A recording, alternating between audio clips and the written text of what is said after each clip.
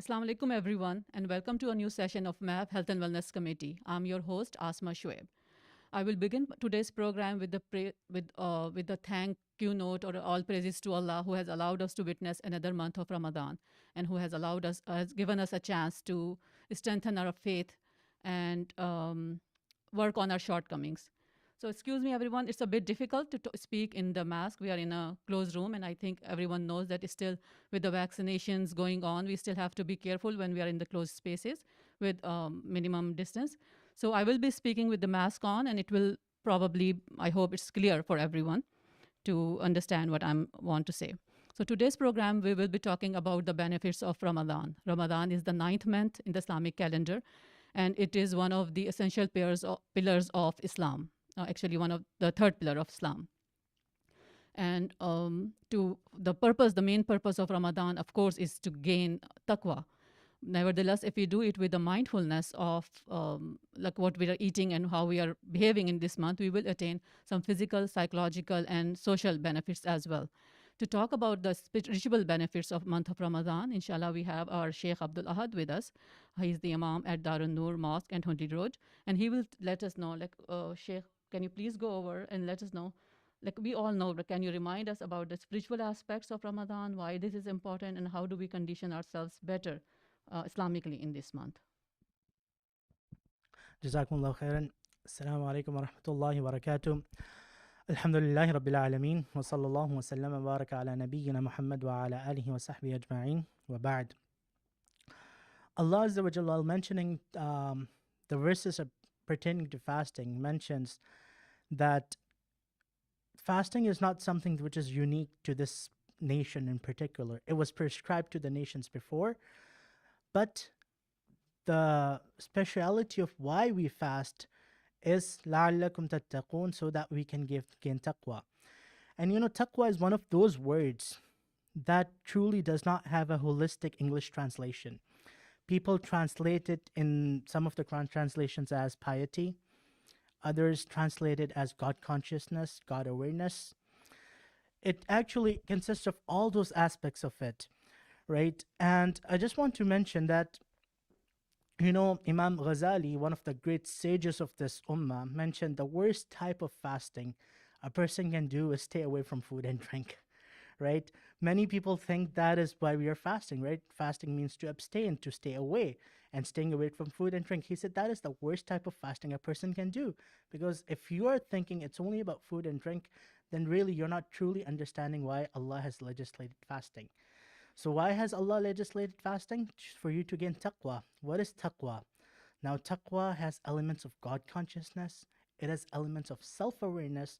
It has elements of piety. When you have God consciousness and self-awareness, then it will result in piety, right? Knowing that God is watching me. Fasting is that one of the unique things that you cannot really differentiate between who's fasting and who's not, because that is the matter of God. And that's why hadith says that fasting is such a deed that only God will truly reward for a person's fast, because only God can judge who's truly fasting or not, right? And then when we have this God awareness that Allah is watching me, it leads to a person knowing that they are in this earth for a purpose, right? And when they recognize that purpose, it leads them to become more pious. Fasting actually brings the best out of a person. Ramadan in general is supposed to bring the best out of you, the best version out of you, right? A lot of people, they don't get their coffee, right? They become agitated. They become frustrated, right? That is not the purpose of fasting, right? We are fasting for the sake of Allah so that we can become better human beings, right? To those who are around us, being more aware of little things which matter in life.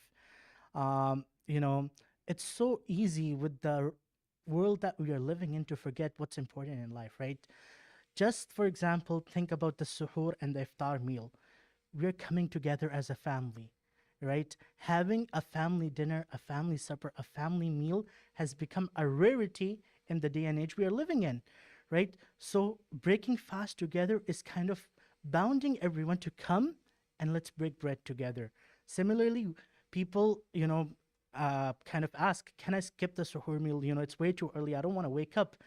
Well, the reason you wake up is so you consciously are aware that you are partaking into this meal so that you can begin your fast knowing that, this is something you're doing for the sake of Allah, not that it becomes your habit, right? So a lot of people, they have this concept Ramadan has come, right? Culture, you see sales going on, you see Ramadan discounts, you see Ramadan promotions and all that, yada yada. That's good, right? But the essence of fasting is that you have a heightened sense of awareness of God, yourself, which leads you to become a better human being. Wallahu alam. Thank you. Inshallah, I will take some more questions at the end. Thank you so much, Imam Abdul Had. That was like really enlightening. And that was why initially what I said that, of course, the goal of this month or the purpose of this month is to attain taqwa. But if we do this by mindfulness and all mindfully, we can attain some health benefit as well. And those benefits will include social, psychological, and physical aspects. So I have with me Dr. Hina with me today, and she will go over the physical benefits of fasting if you do it mindfully. Thank you, sister. Thank you, Sister Asma. Assalamu alaikum, everyone. Ramadan Mubarak. And I just wanted to talk a little bit about how can we use the month of fasting, how it can help us with our mental and physical well-being as well. So we go multiple hours during the day without eating anything. And that helps us, kind of our body to get a little bit of a break, to detoxify, to actually bring down our cholesterol levels, to actually bring down our sugar levels, and is very protective against, diseases like heart disease and our diseases also like dementia. So when we're fasting, we also produce a lot of chemicals, good chemicals in our body that actually help fight anxiety, help fight depression. It attaches to the brain cells where it can help you feel better a little bit as well. So there are multiple spiritual, obviously, benefits of fasting. But if we fast in a proper fashion where we're not indulging in food, we're eating the proper kind of food, where we're getting up in a timely fashion for suhoor, which is not only a sunnah to do suhoor, but also like Imam Abdullah was saying, is it gets the whole family together. It gives you a purpose to start your fast together. And then we eat the right kind of food where we're eating proteins, complex carbohydrates that give us energy throughout the day. So we're not going to eat things like donuts or cookies that would only give us a little bit of a sugar rush earlier on and then make us tired throughout the day. And same goes for iftar time. The whole family gets together. We eat together. We develop that patience to, throughout the day to abstain from not food that we like to eat. And then when we come together and we have to make sure we have to be patient in order to not overindulge.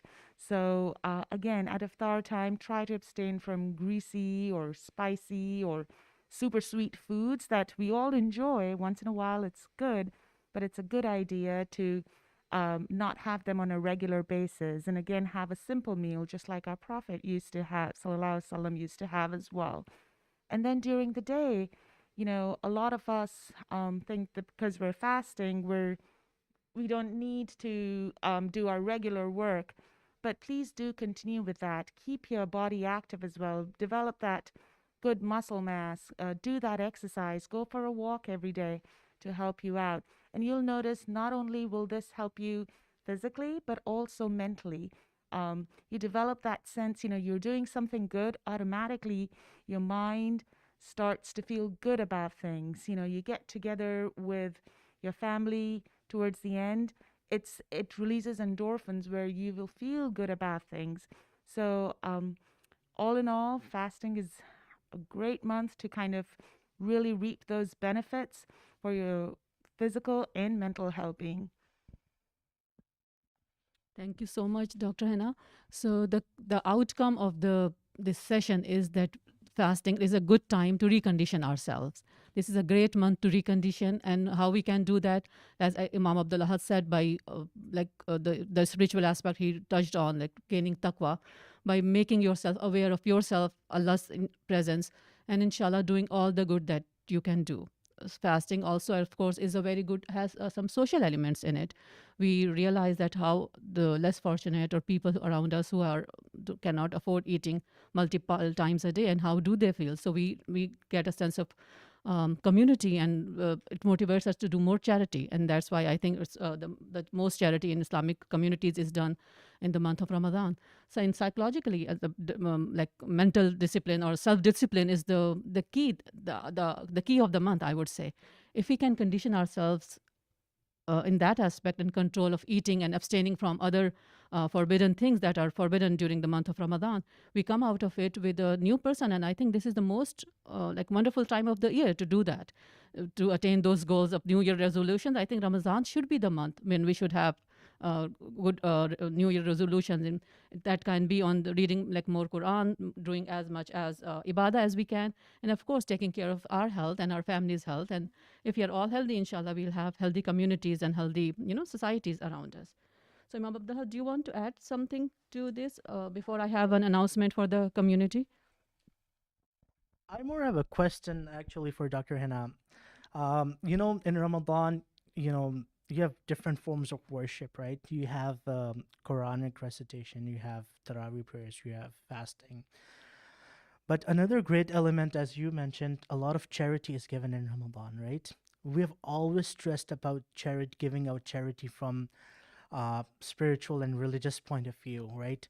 But is there like a psychological aspects of giving charity as well, and how that makes a person feel from inside? Yeah, absolutely. To have a selfless act where, you're helping someone automatically makes you feel good about yourself as well. And when you feel good about yourself, you develop more confidence in yourself. You feel like you've achieved the next step up.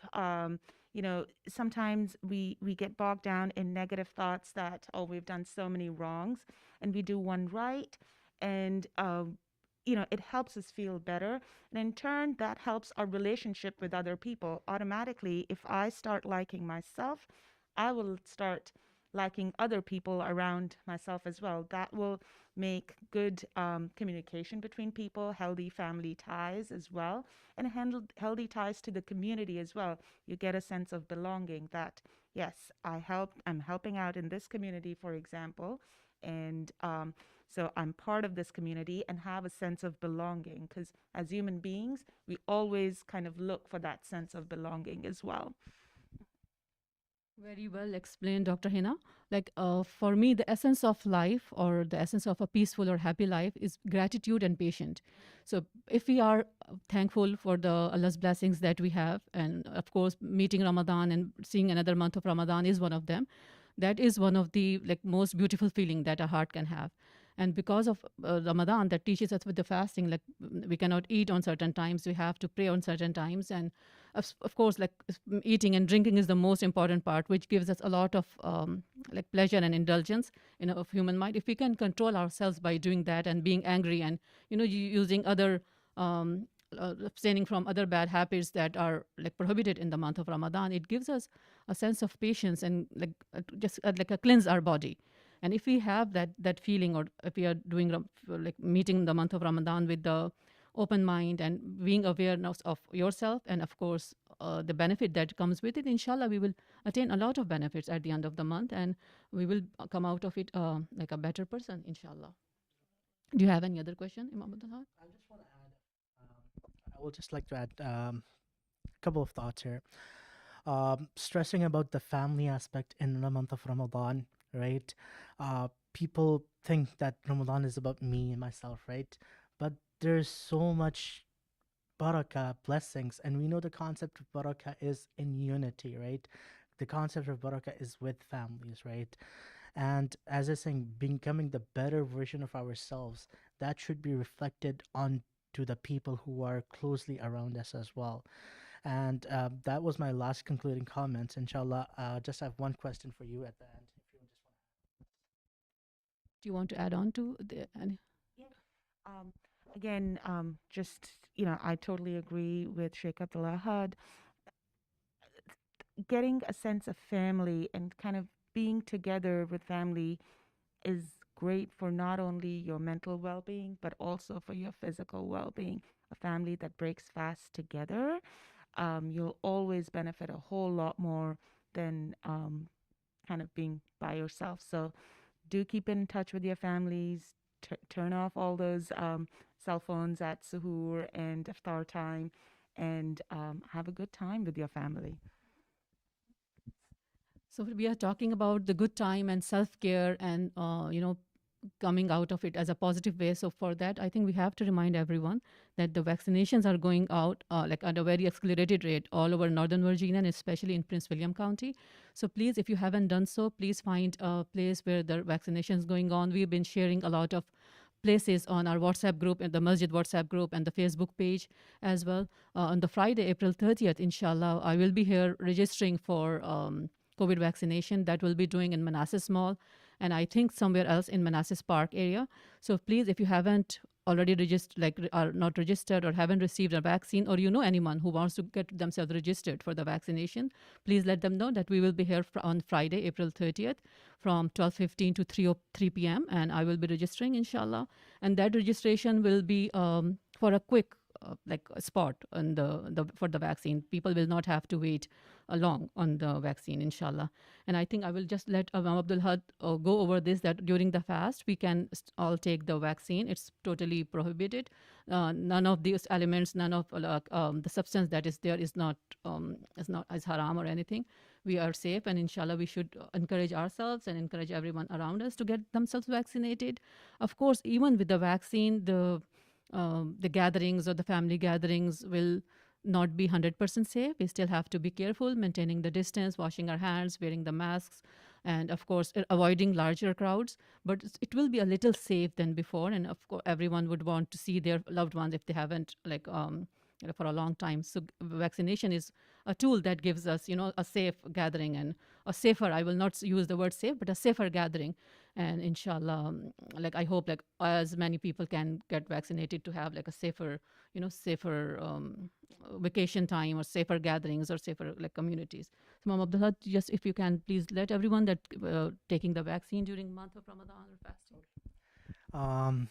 Yeah, so this is a question that I get almost every single day, whether by texting, calling, people asking in person, does taking my vaccination shot break the fast? So it absolutely categorically does not break your fast. You can fast and get the vaccination shot. Now, I do want to clarify that, some people do get some not side effects, but some reactions from the vaccination. So, for example, if you're getting fever or chills after taking, especially I heard about the second shot, and you're not feeling well, and you really need to break your fast, you have that dispensation as well, right? So you can wake up in the morning on the day of your vaccination shot, continue with the fast, right? Take the shot. If you feel unwell, Allah Azza wa Jal has given you that concession where you can break that fast as well. But consult with a doctor, see yourself, everyone knows their own health well, right? Depending on the conditions, if fasting is becoming unbearable, Allah does not want you to put yourself in harm, and hence you have the option to break your fast. So that is regarding the vaccinations. And mashallah, I think you just brought up a great point. Inshallah, I'm going to conclude with this and asking you these final things. Tell us about MAV health and wellness, right? Like, how is this related to religion? People keep on asking, right? But I can answer that, right? But mashallah, MAV health and wellness has been doing amazing, amazing things throughout the year, right? Give us some highlights and tell us more about it. Okay, so that's a great question, Imam Abdul Had. Like, I was surprised that even now some people don't know that MAV Health and Wellness exists. So originally, I've been like me, Dr. Hina, and Sister Talba is one of our lead team member as well. We've been doing things since summer of 2018, and we initiated our committee or our team by in the wake of some mental health disturbance cases in our community. And at that time we realized that was not much being done on the mental health in Muslim communities. There is not much awareness. People don't know the resources that exist. And more than that, if we are a happy and a healthy person ourselves, like for moms, they can be better moms. And if you're a better mom, you will raise better kids, inshallah, better children, which will then become better and peaceful, homes and peaceful communities and peaceful societies. So if you're not if you cannot take care of yourselves first, if you don't believe in self-care or your mental health or your physical health, then you cannot do good to others. And since this is Ramadan, we are talking about charity, we are talking about self-discipline, we are talking about giving sadaqas and all that. So it all starts from self-care. If we are good and if we are happy and if we are content inside, we are a more productive member of the society and of our community, of course. And for that, we have to start gaining more awareness about what mental health is, what are the issues that our youth is dealing with every day, what are the issues that our senior go through. The more we know, the more we talk about, it will be a better the more people know about it, the better something can be done about it. And inshallah, our goal is to ultimately have a free health clinic in our masjid for all the immigrant parents or undocumented people or people who don't have enough resources, inshallah. So we will need our community support. We as much as of course prayers and personal support or any resources or any advice.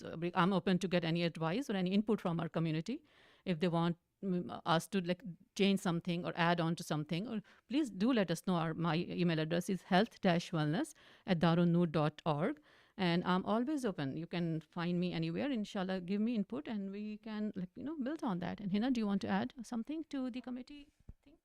Sure. I just wanted to add how, if people are asking how is the Health and Wellness Committee connected to, the mosque or Islam in general. So I think one of the things we all need to remember, Islam is a very comprehensive religion. It's not just about praying and fasting. I mean, it's a religion for a community, and we as a community we have different aspects to it. And when we started in 2018, there was a very dire need, not just for mental health resources that initially triggered it, but also for other things. So we have health clinics and, vaccination clinics, or helping out some of the newly immigrant populations. So that's how we started off a little bit smaller, but we've come a long way in trying to meet the needs of the community. And, again, the needs are always growing, and we try to grow along with it. And we welcome any members, anyone who wants to help out or have the resources. Absolutely. The more we can get this started and help our seniors, our the adults of our community, and then the children, then only we can thrive well as a community over here.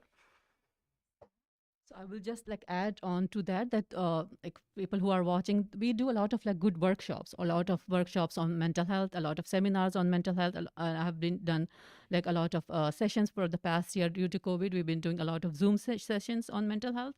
And usually you have to go out, you have to make an appointment, you have to find a psychologist. Then of course you have to go through insurance, you have to pay. But these sessions are free. These are free of charge. These are professionals, mental health specialists who are coming to your homes, giving you advice on the relevant topics. So please watch those sessions, share those sessions. Maybe I don't need it, but if I'm sharing that session, maybe someone else who's watching it needs that, and he knows where to find the resources or how to act in a certain crisis. So please share those sessions and give us advice, and we will be happy to add on the team members, or happy to add on build on the constructive criticism, I would say, inshallah. So thank you, both of you. Thank you, Dr. Hina. Thank you, Imam Abdullahad. It's always a pleasure seeing both of you and learning from you guys. Thank you so much. Stay safe, everyone. Happy Ramadan once again.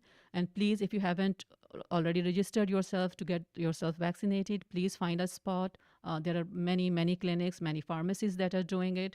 And of course, all over, so it's going on. So please get yourself vaccinated, get your loved one vaccinated, and stay safe. Assalamu alaikum.